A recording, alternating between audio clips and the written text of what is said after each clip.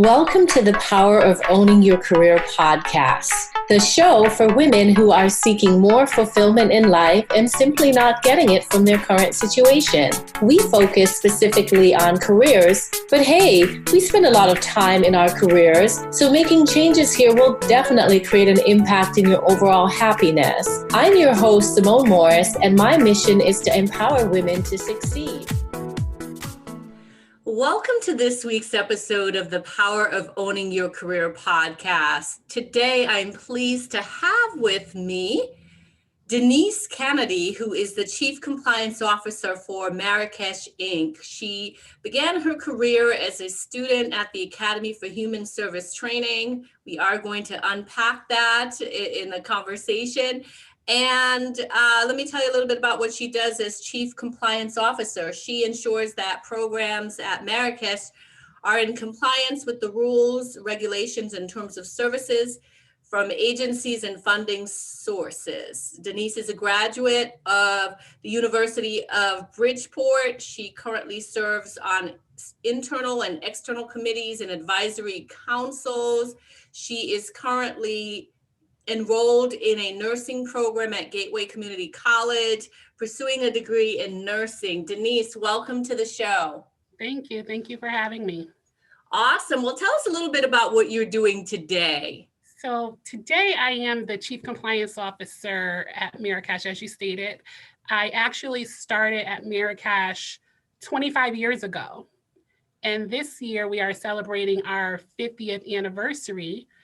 And I will be turning 50 this year. So I've literally been here for half of my life. Wow, that's amazing. Oh my goodness. Now tell us about the staying power of staying with one company. You kind of grew up with Marrakech for 25 years. What makes you stay and how has that impacted your career? So when I first started off, as you said in my intro, I was a student in their Academy for Human Service Training program. And back then it was a 16-week program that you gained the skills to enter an entry-level position in the human services field. I was 25 years old. I was a single mom of two on welfare. I was working as a home health aide doing private duty nursing. I was working at a nursing home during the week. And I just wanted something somewhere where I could plant my feet and get a more stable career for myself and where I could provide for my children. So I heard about the Academy and I went through the program and successfully completed it. And I moved away for a year. And then I came back and I got hired as a part-time substitute. So I started at the ground level, literally as a per diem sub, working on the weekends at one of Marrakech's group homes in New Haven. Wow. So what would you say is the secret sauce for moving your way up the ladder to the C-suite? So when I was at the Academy, the instructors who led the class were all managers at Marrakech. And so I said, wow, this company, there's room for growth. They all started as program counselors and now they were in a managerial position. But I wanted more than that. Like I knew I would start at an entry level, but I saw myself being in an executive level position somewhere, somehow throughout my career at Marrakech.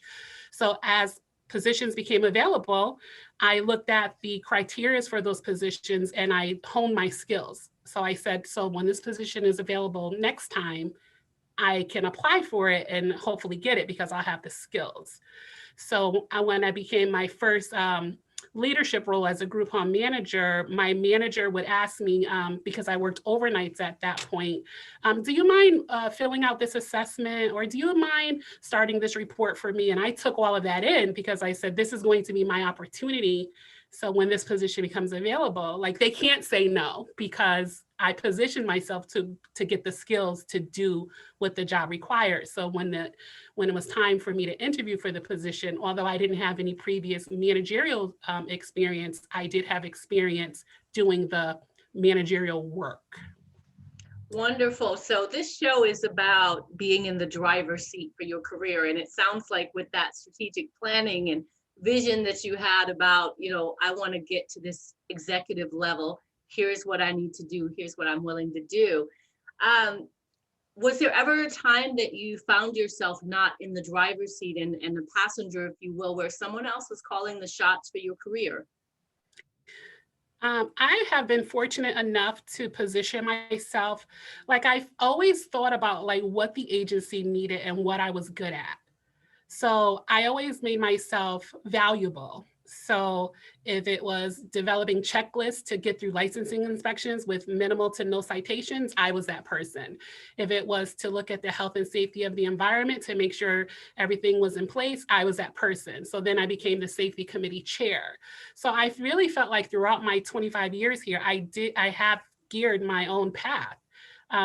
We've also created positions, because I took my talent, what I was good at my one group home. And then, my supervisor at the time said, well, how can we expand this throughout the agency? Like, how can we get you to do this that you're doing here across the agency where we have successful inspection outcomes at other programs? So then we created like a facilities coordinator position. So then I would take what I did there and then I would go to other programs and make sure that they had successful licensing outcomes as well. So I really feel like I have positioned myself and geared everything I've done here in a way where I can be successful and be valuable. Well, what advice, Denise, would you give to someone wanting to successfully own their career and navigate their career to strategically position themselves for a career trajectory? You have to find what you're good at and you have to position yourself to where you are seen as valuable, right? Because this is a nonprofit organization and funding is not always there, and any minute like your position could be eliminated or if we downsize. So you want to make sure that you're in a position where you're valuable and then your talents are needed at that organization. And about in 2004, although I was getting promoted up the ranks, I didn't have a degree. So I said, I need to make myself more marketable. God forbid something happened here, So I went to University of Bridgeport and I got my degree in human services. So I said, not only do I have the experience, now I have the credentials as well. And that kept me going on my trajectory up to where I am today.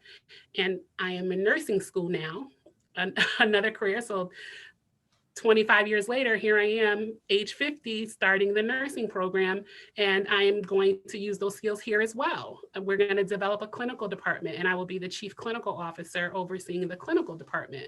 Because right now, I oversee the behaviorists, I oversee all of our contracted ancillary service providers, our OT, PT, speech, and people like that. And now I would have the credentials to be the chief clinical officer, still here at Marrakech. So everything I do is positioning myself to be able to one day retire from where I started 25 years ago, because it is an amazing organization. Wonderful. That is awesome. So it sounds like education is a key lever for your success, continuously investing in yourself to help you grow and provide that value, as you mentioned, to your organization. Yes. Yes, it's extremely important. And also, I thought to myself, in the line of guiding my own career or being in the driver's seat, God forbid tomorrow my position was eliminated. I was promoted up the ranks here without a degree. So I couldn't go somewhere else and be in this level position without those credentials. So again, I'm saying I'm in control of my career. I'm in control of my destiny. If something was to happen today or tomorrow, I would be okay. If you had to name that 25-year body of career work, if you had to give it a title, what would it be?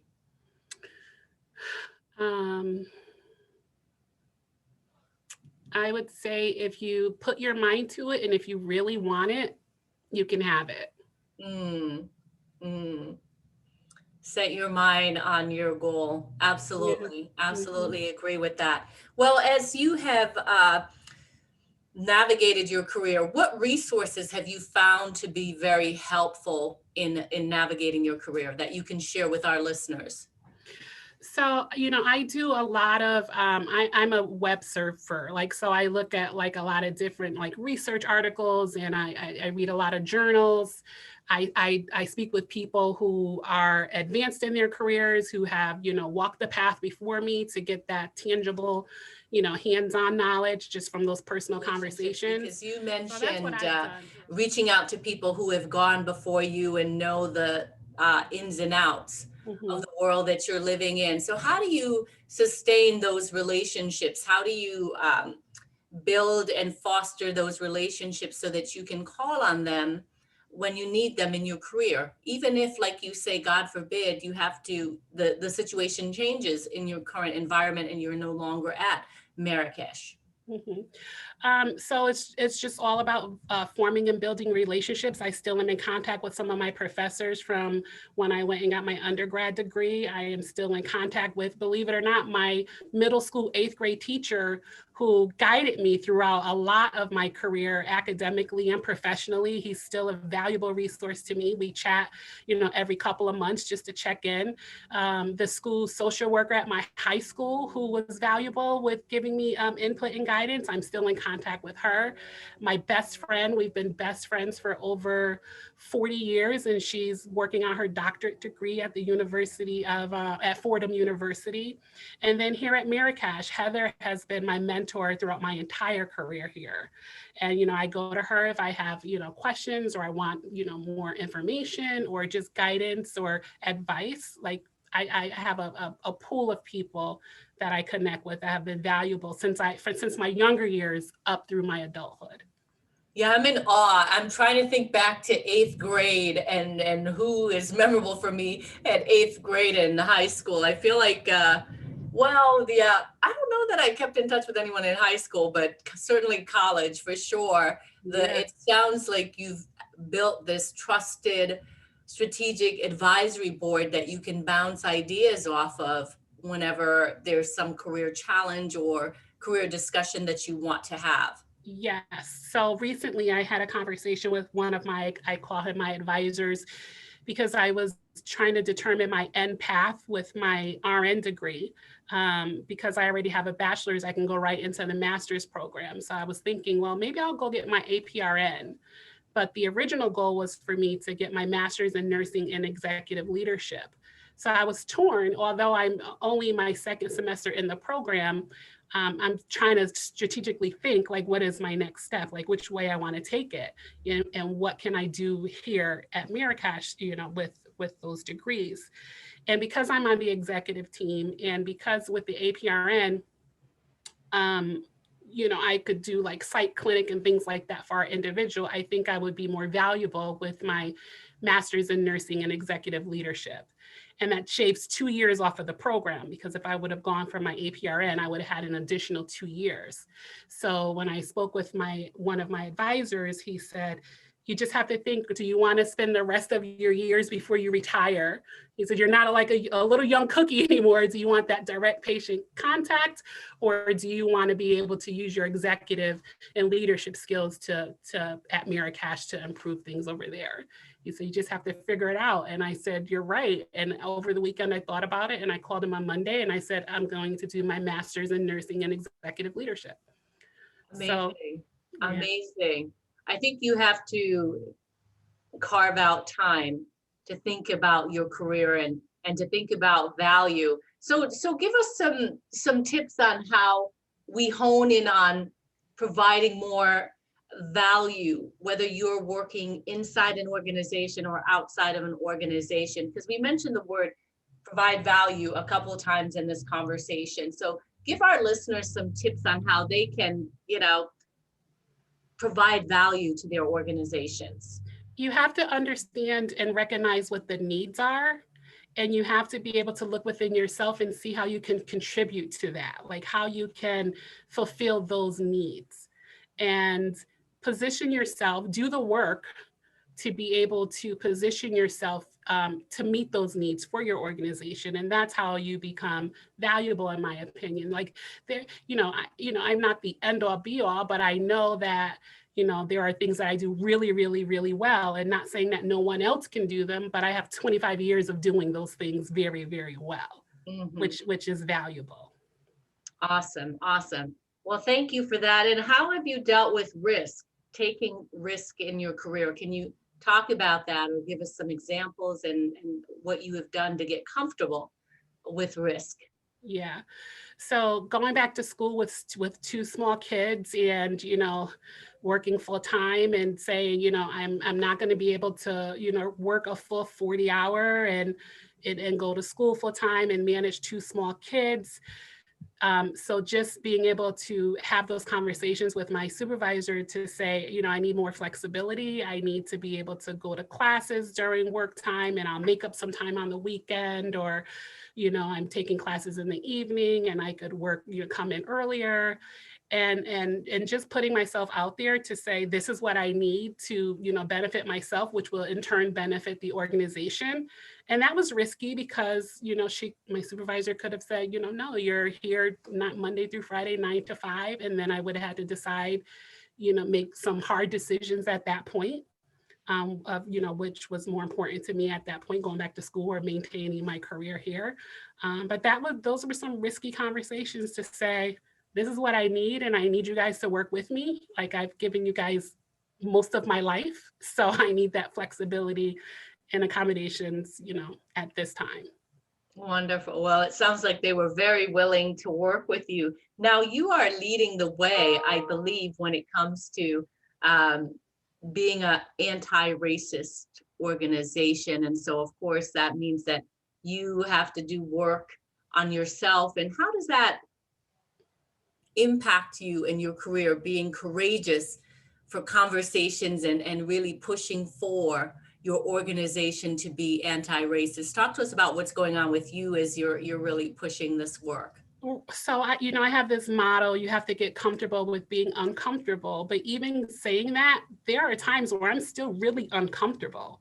Mm-hmm. So when we send out like mass communication, and when I say we, I mean our executive team, when we're sending out Mythbusters or we're sending out, communications regarding, something going on in the world, and it's a collaborative effort, if I don't agree with my members of my executive team, it is uncomfortable, but I have to be comfortable saying, that's not right. Like this is the message we want to convey. And I think that we need to say it how it is and, be as authentic as we can. And maybe we should reword it this way. Whereas before I would have just kept it to myself and said, okay, well, if that's how they want it to go out, fine. But no, it's not okay.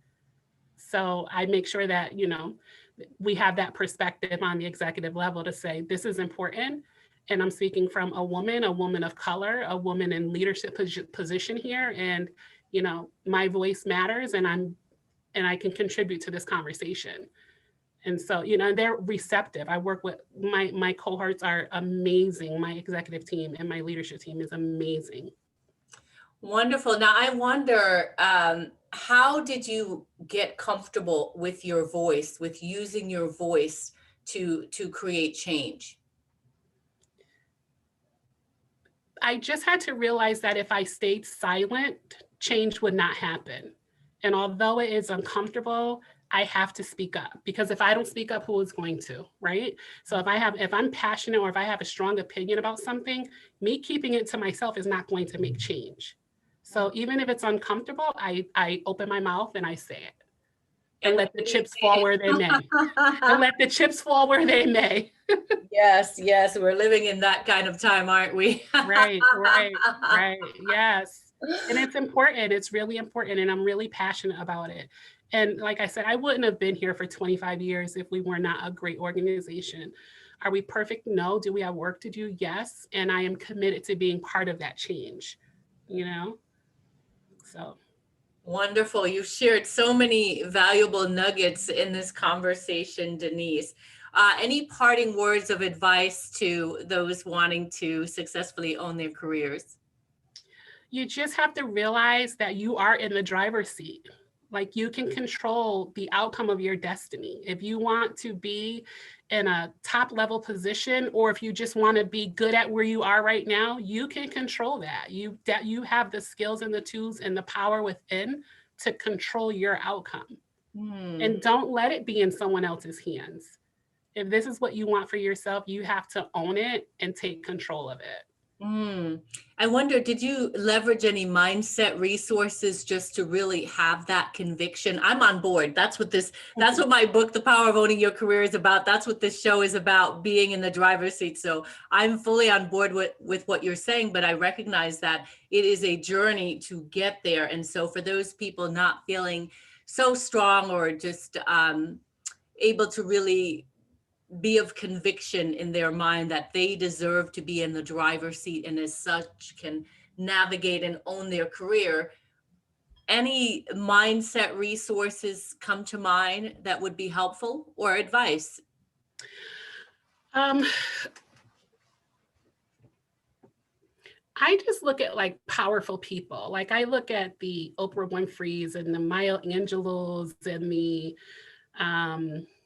Tyler Perry's. And, I just look at people who started from the bottom and who had the resilience and the perseverance to make it happen for themselves. So I really look to people who are not already at the top. Like I look at people where they started, and I draw off of that. Like if you're homeless and you're living in your car and you're able to become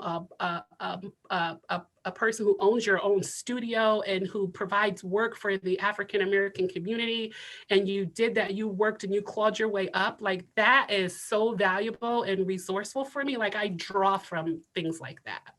Mm-hmm. Mm. I do love Tyler Perry myself. I mean, it is in fact an amazing story. So having those role models to inspire you, perhaps put on your vision board, role models, or have them, their words playing in your mind when you confront different situations in your career and have to lean into courage to have those role models that you can tap into.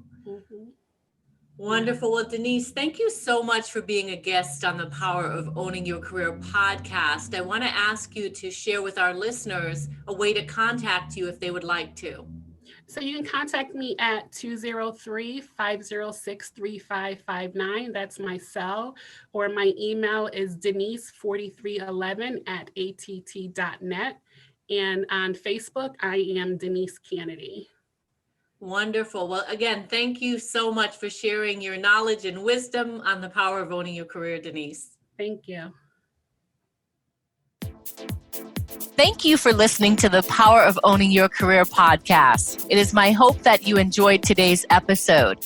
You can check out the show notes for this episode on the SimoneMorrisEnterprises.org website by clicking the podcast menu. Be sure to subscribe on iTunes and tell a friend or two about it.